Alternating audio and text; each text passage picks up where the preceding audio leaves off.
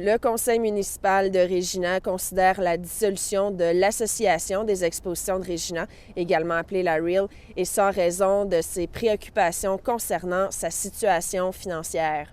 Comme on le mentionnait plus tôt cette semaine, l'organisme ne peut fonctionner sans subvention municipale et il a réclamé 5 800 000 $ à la Ville, ce qui est 5 fois plus que ce qu'elle avait reçu l'an dernier.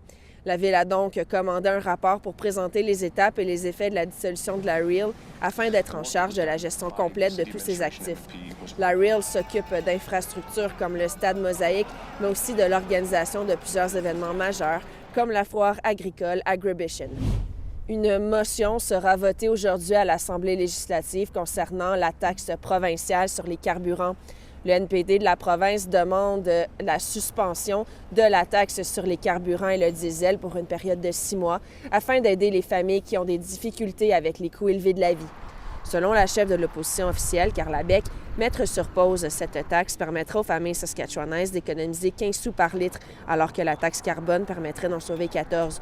Alors, on surveille ça de près pour vous aujourd'hui. Consultez notre site Web et visionnez le téléjournal de ce soir pour connaître tous les développements. Et finalement, l'héritage de Louis Riel est commémoré aujourd'hui en Saskatchewan. Le 16 novembre 1885, celui qui est l'un des pères fondateurs du Manitoba et qui était considéré comme un grand leader métis, était exécuté à Regina pour haute trahison.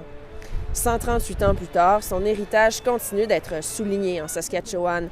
Le Louis Riel Day est célébré chaque 16 novembre par les regroupements de nations métisses à travers le pays. Un rassemblement a d'ailleurs eu lieu à Saskatoon plus tôt ce matin au Friendship Park et un atelier de mocassins est organisé cet après-midi par l'Institut Gabriel Dumont. Du côté de Regina, à 19h, les éditions de la Nouvelle Plume organisent une lecture publique de la pièce de Laurier-Garot intitulée « La Nation provisoire ». La pièce trace les grands événements de la résistance des Métis. Voilà ce qui complète ce vidéojournal. Téléchargez notre application Info pour suivre toute l'actualité qui retient notre attention aujourd'hui. Bonne journée.